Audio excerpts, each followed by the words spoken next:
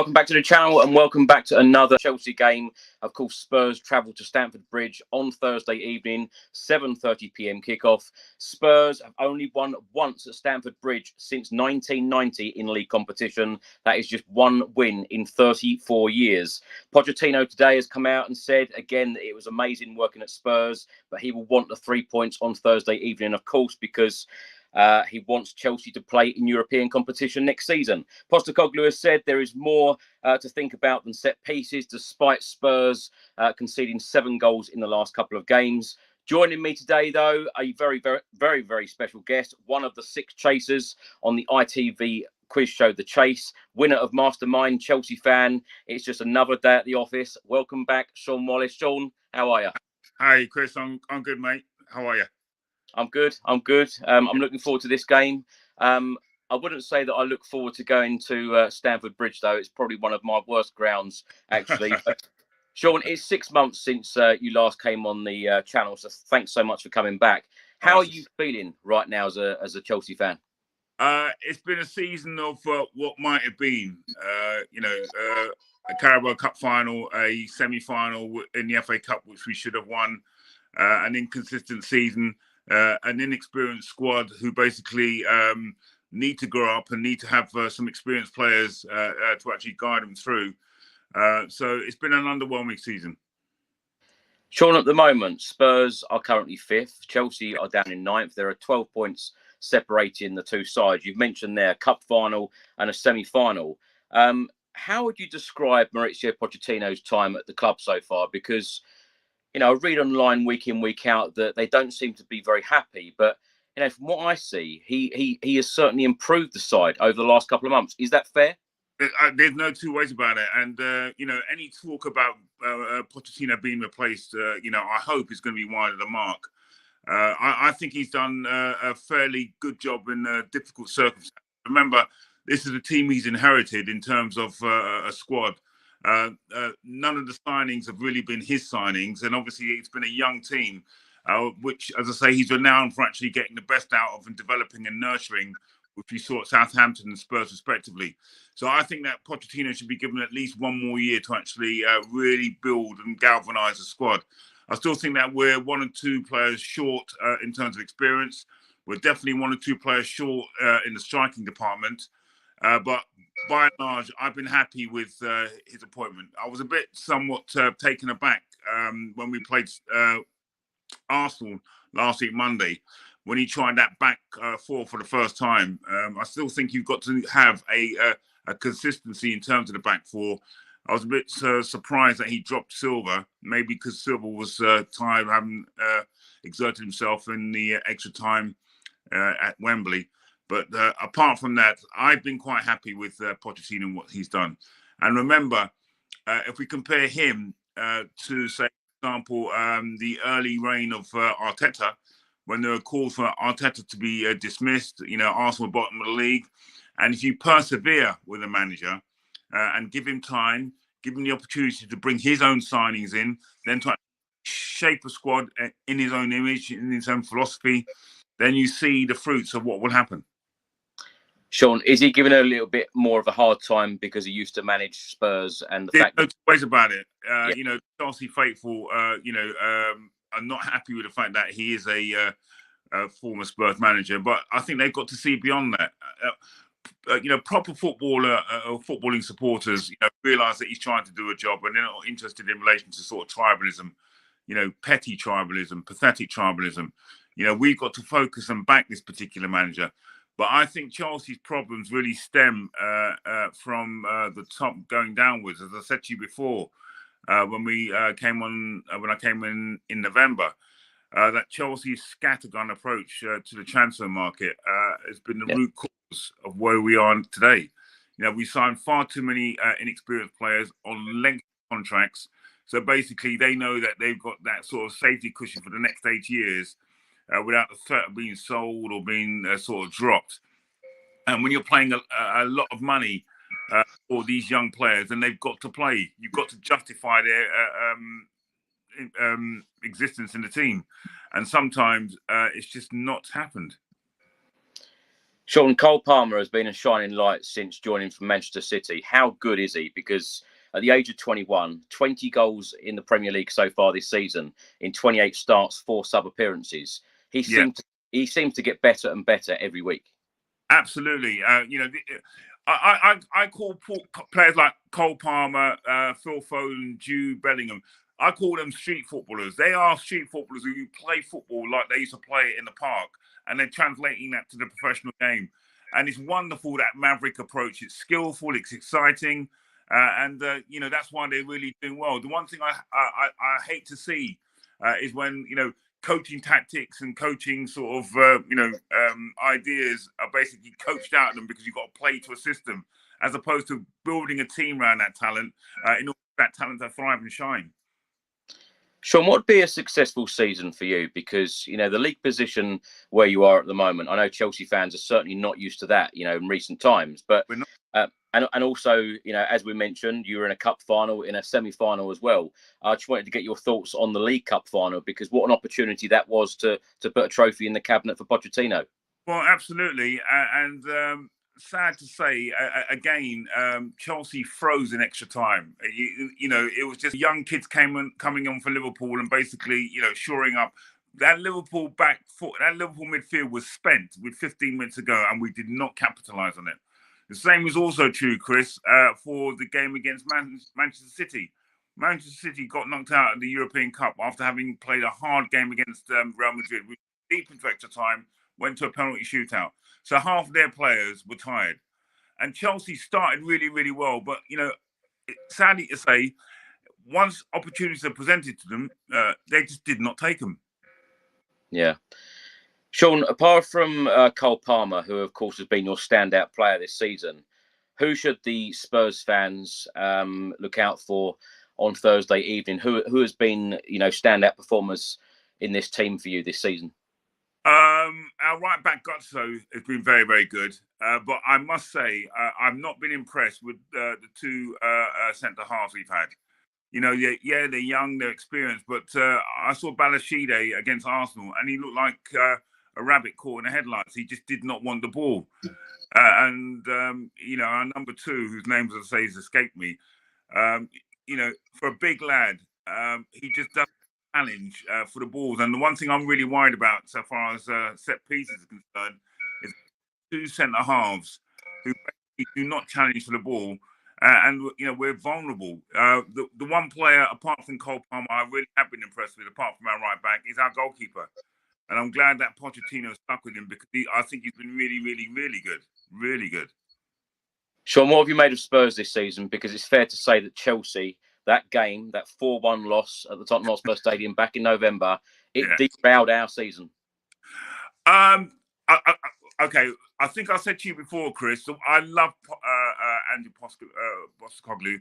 The one thing he needs to be is flexible in his tactics. Okay, Spurs love to play a high line, but against us, when you went down to 9 men, if Spurs had played in a low block, I'm telling you, Chelsea are running out of ideas.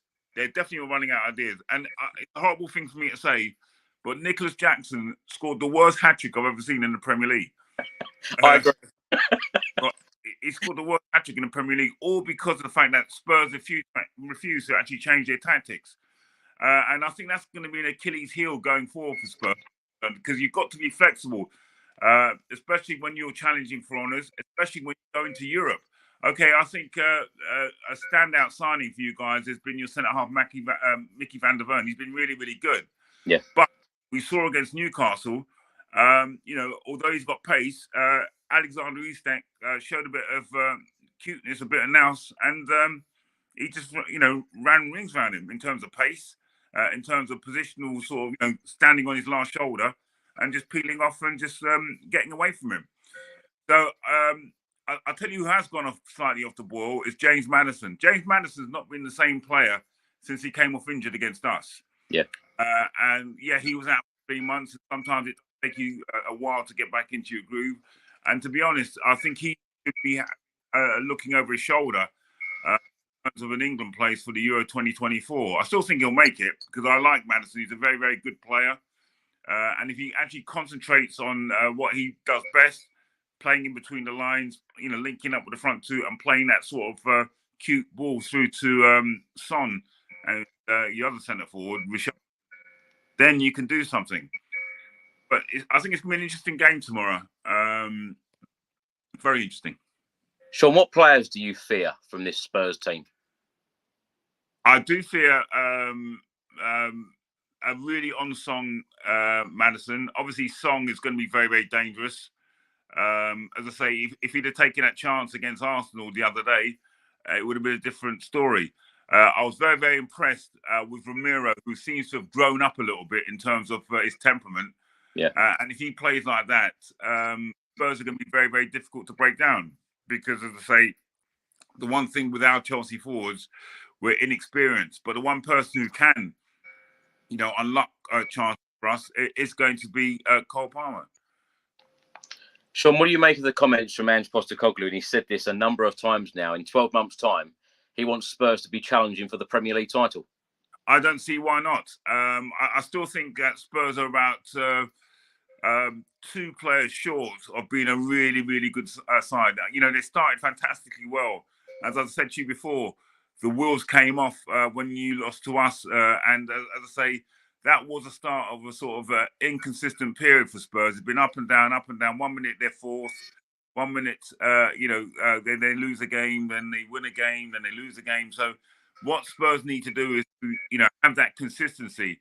And I'm telling you, you've got the right manager, providing, as I say, he's flexible tactically to really do something next season. I think you've got the right manager as well. And I think if the Chelsea board and the Chelsea fans give him time, I think he will bring success. I have no doubt about that, Chris. I really have no doubt. I mean, Pochettino's got 1 more year left on his contract, and he should be able to see that out. But he needs to bring in at least 2 players. We definitely need a striker. There's no 2 ways about it. The disappointing player for me this season has been Nkunku. Because I know that he's a top quality striker. When he first came on, he scored 2 goals, but it's like every time he steps on a sort of blade of grass, he's out for about 2 months. So it's really, really frustrating to have a sick note type footballer in your squad when you know that, as I say, if he's fully fit, he could really do it. Maybe that's got something to do with the Chelsea medical staff. Obviously that's got to be questioned in relation to how it is. So many players are getting injured. Obviously, our captain's been out, Reece James. So far as Ben Chilwell is concerned, who again is another player who should be looking over his shoulder for a place in the Euro squad, but I still think he'll make it. They constantly have these sort of niggling injuries, hamstring injuries, problems with knees. And, I think there's got to be an overhaul in terms of the medical staff there. Shaun, I'd love to get your opinion on Timo Werner because, of course, Spurs signed him on loan from RB Leipzig in the January transfer window. We've got an option at the end of the season to buy him for 15 million. Yeah. Postecoglou has confirmed today that he will miss the Chelsea game and all remaining games of this season. Now, during his Spurs career so far, 13 appearances, 2 goals, 3 assists. He's on £165,000 per week. £15 million. Is Timo Werner worth it? And will Postecoglou get the best out of him? Because I've got to say to you, I was a big Timo Werner fan until the Newcastle game. I just don't think that we can rely on him in front of goal to score. Do you agree?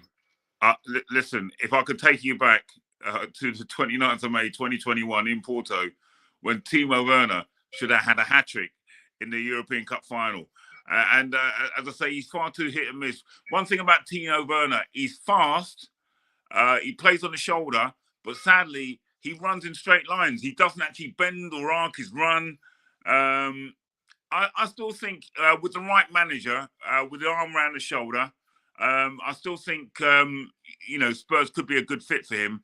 But you can't rely on Timo Werner to be your number 1 goal getter. He's not a goal getter. What are his strengths, Shaun? Because, in the first part of when he joined us in January, he didn't really take a man on. He's taken, in recent times, he's been taking men on a little bit more.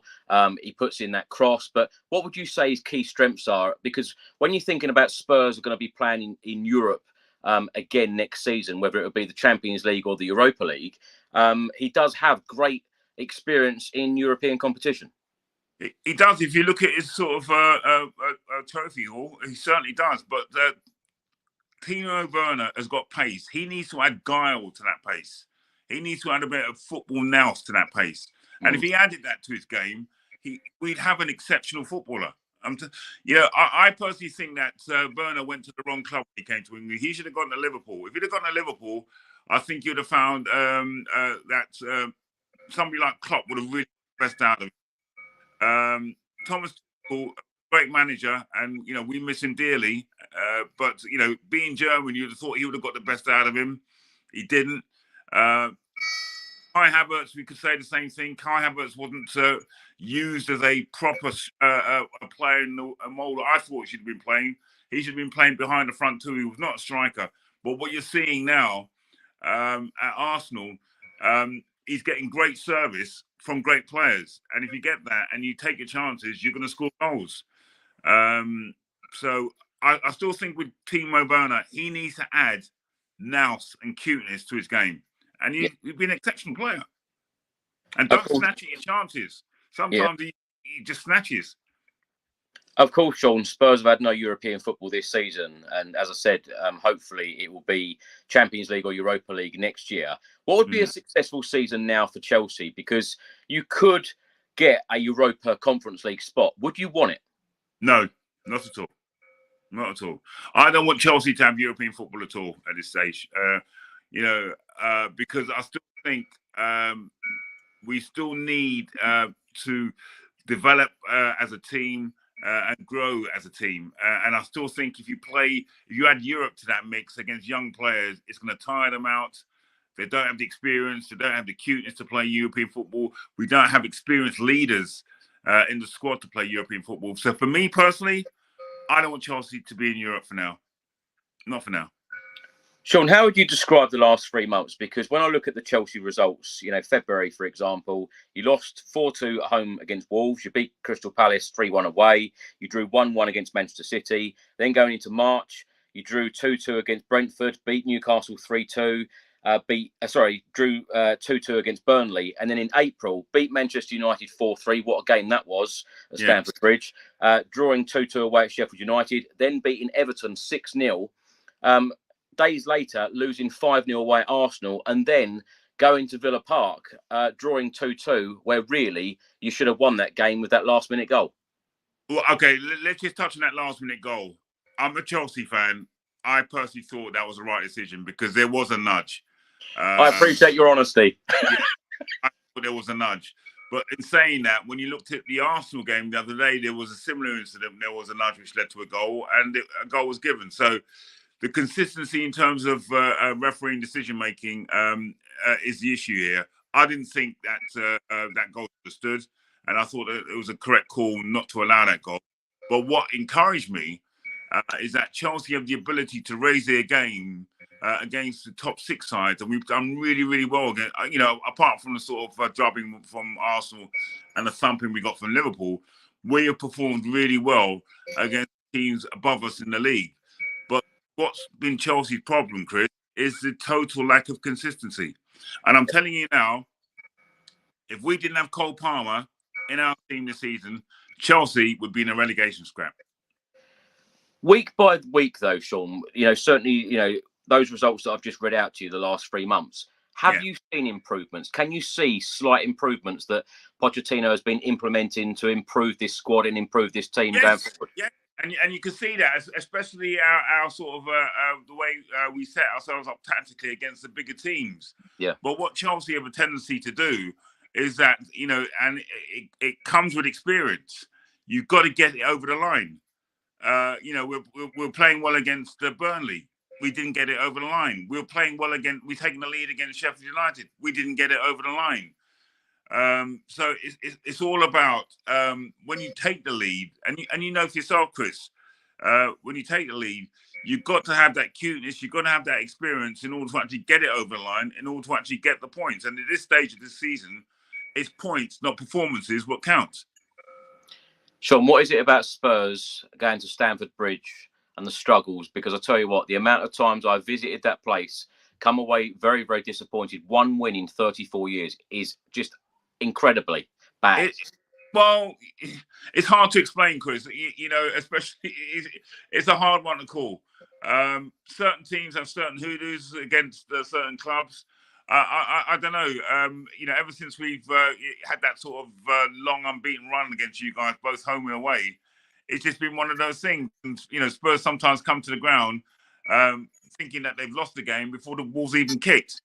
You know, you've got a manager who knows how to win major trophies. As I say, last year, Postu did the treble, as he quite rightly pointed out. So he knows that what it takes to be involved in a fiery derby match. So, you know, Spurs need to change their mentality and realise that, you know, it's 11 against 11. Spurs are higher than Chelsea in the league. Spurs have got more experienced players than Chelsea in the league. And if they go there with that attitude, then it could be a different proposition. I don't think so myself personally, but I'm not saying that as a Chelsea fan. I think Chelsea will really raise their game tomorrow. And I think we'll come away with a win.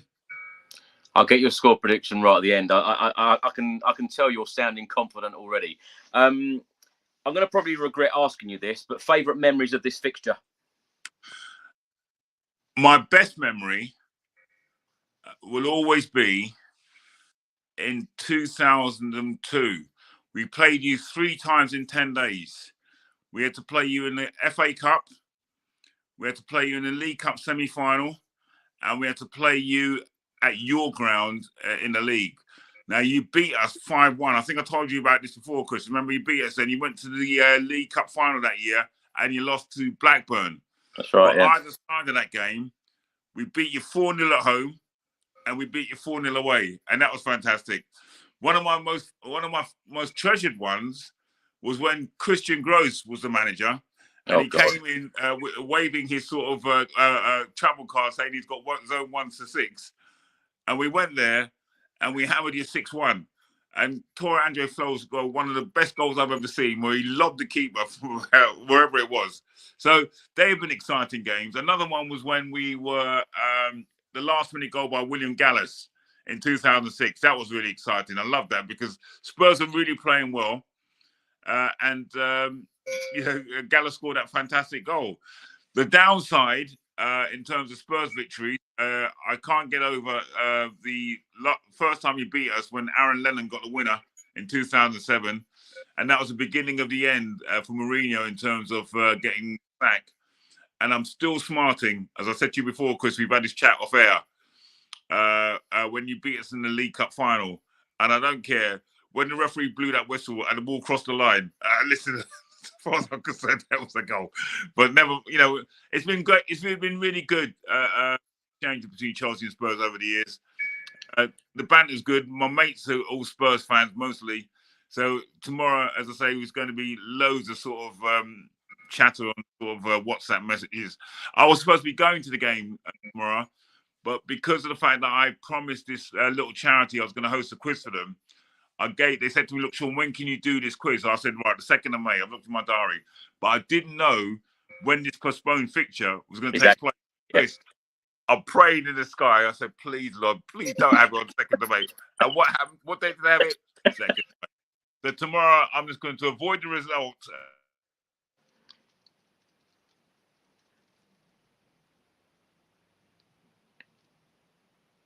Shaun, just want to get your thoughts on the set pieces at Spurs, because, of course, in the last couple of games, you know, losing the way that we did at Newcastle 4-0 away, and it could have been so much more, and being 3-0 down. Can you hear me okay? I think we've just lost Shaun a minute. Shaun, if you go out and come back in again.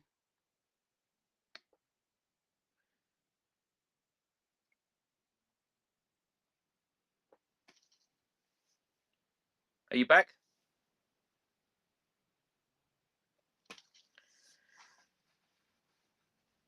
Shaun, can you hear me okay? Technology is great when it works.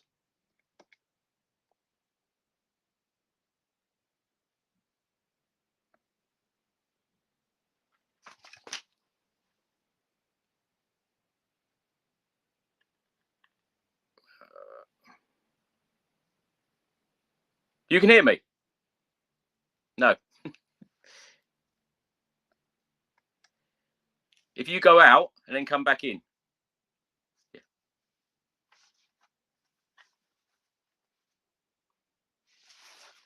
That's it. We'll get Shaun Wallace back on. We've got loads more questions for him.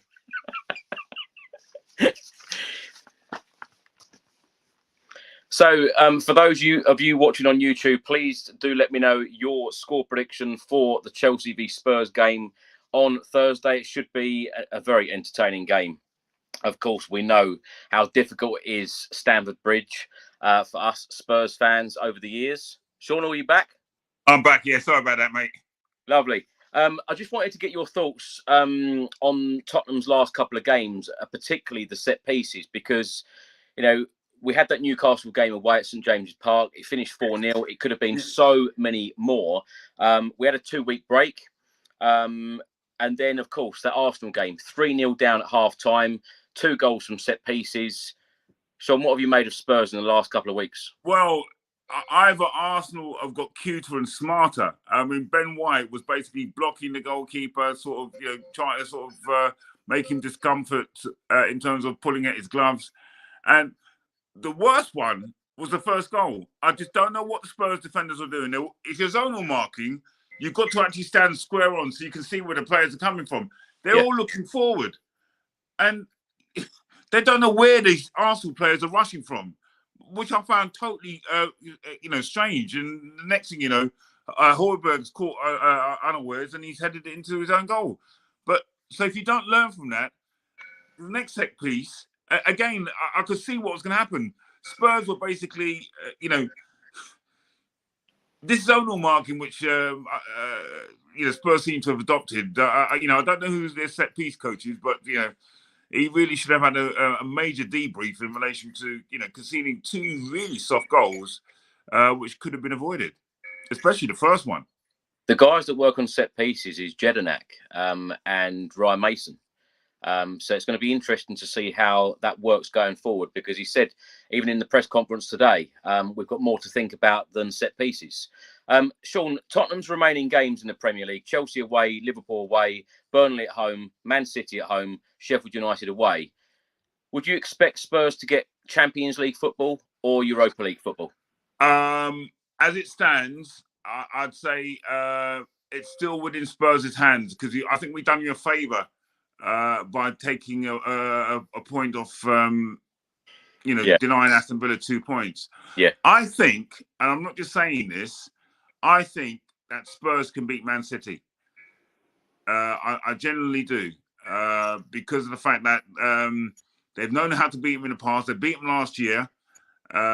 Even Nuno, or whatever his name, he got a win in this few months he was there. So Spurs know how to beat Man City at White Hart Lane. And the one thing I like about the Spurs atmosphere is that when they get behind their team, they really do. And Spurs can raise their game against really good, effective opposition.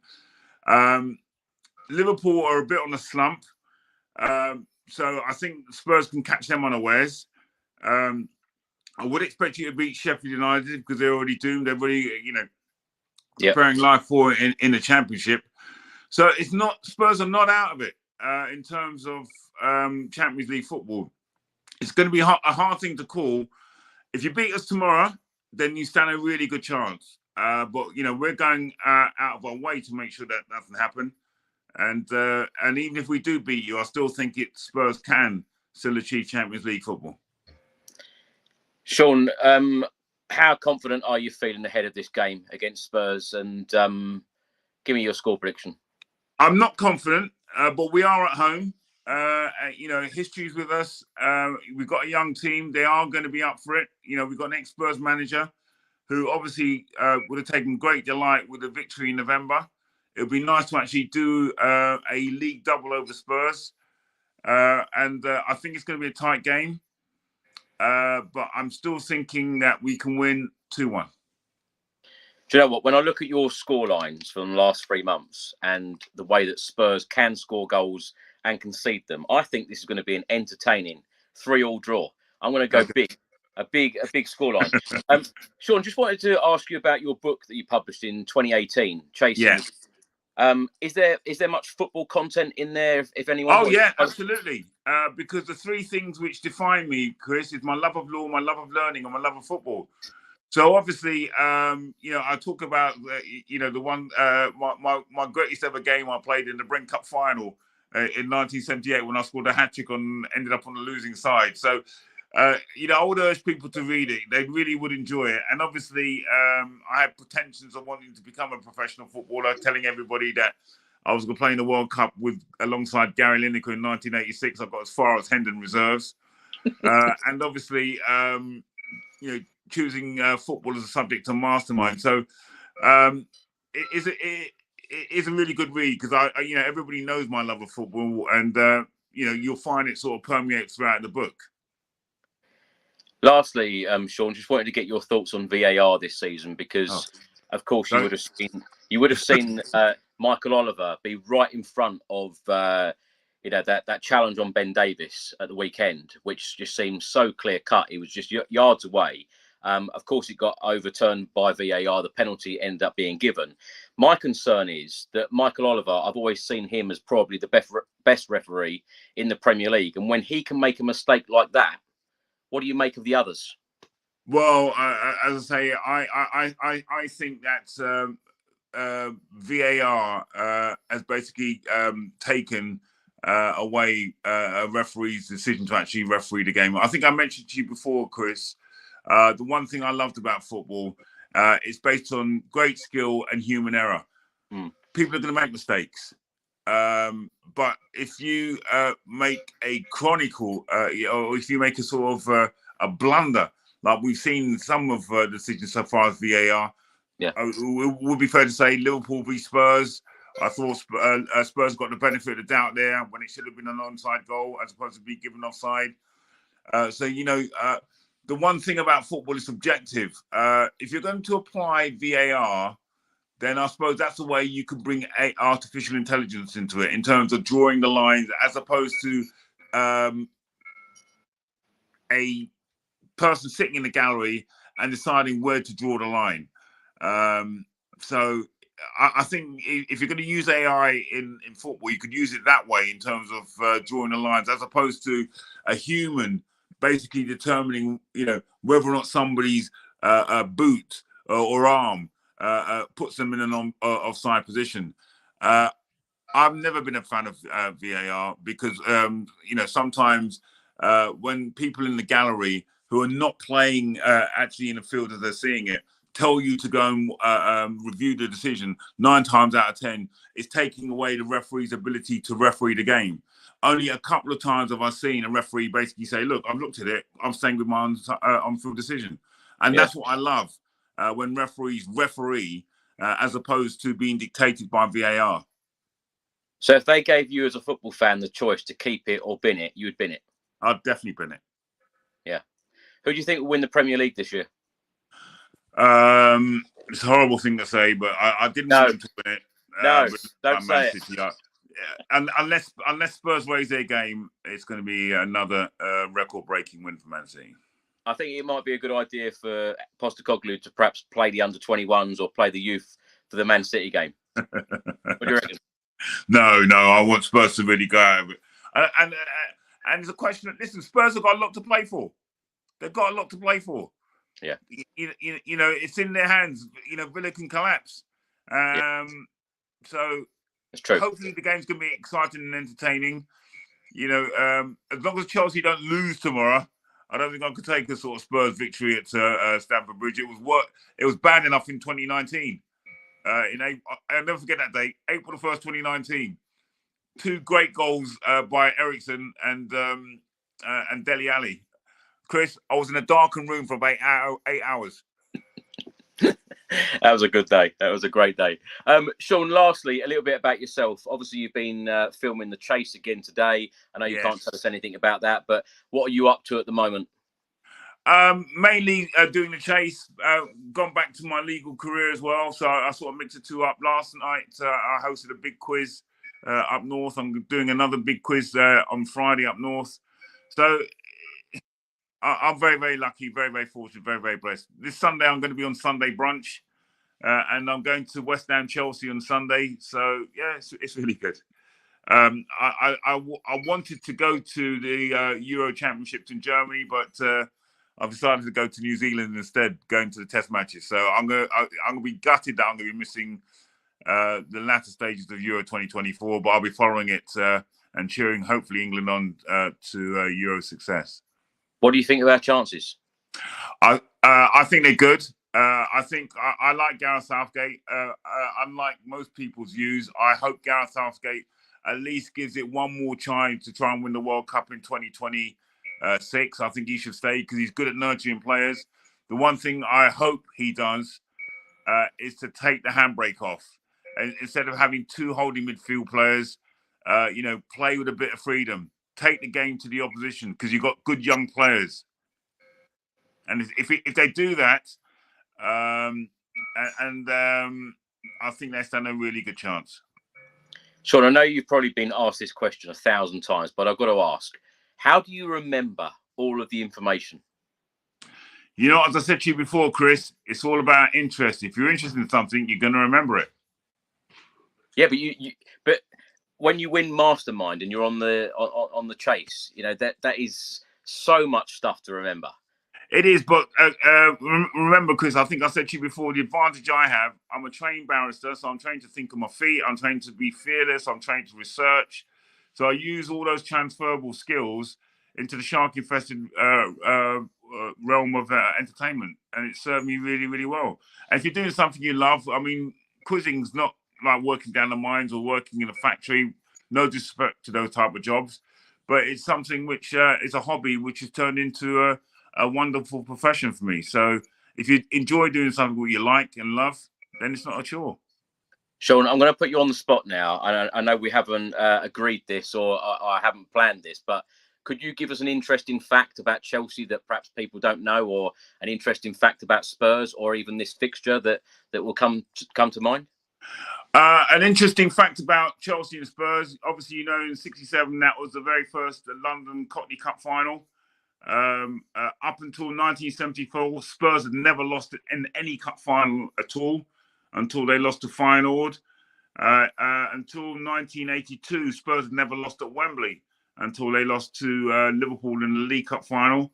Until 1987, Spurs had never lost in an FA Cup final at Wembley. So Spurs have got a fantastic history. Spurs were the first British team to win a European trophy. They're the first British team to win 2 different European trophies. I knew you wouldn't disappoint. Fantastic. Shaun, thank you so much. It's been an absolute pleasure having you back. And cheers, mate. Every single time Chelsea meet Spurs in the league or even in a cup competition, I'd love to have you back. Yeah, and I'll be there, Chris. You know that. I'll definitely be there. And hopefully one day we'll go to a game together. Absolutely. I'll keep you to that. Shaun, thank you so much for being a great guest as always. Cheers. And thanks for watching, everyone. Thanks for listening. And we will see you Thursday after the game when hopefully Spurs... and may the best team win. Yes. Come on, you Spurs. Cheers, Come Shaun. on, yourselves. Ta-ra, kid.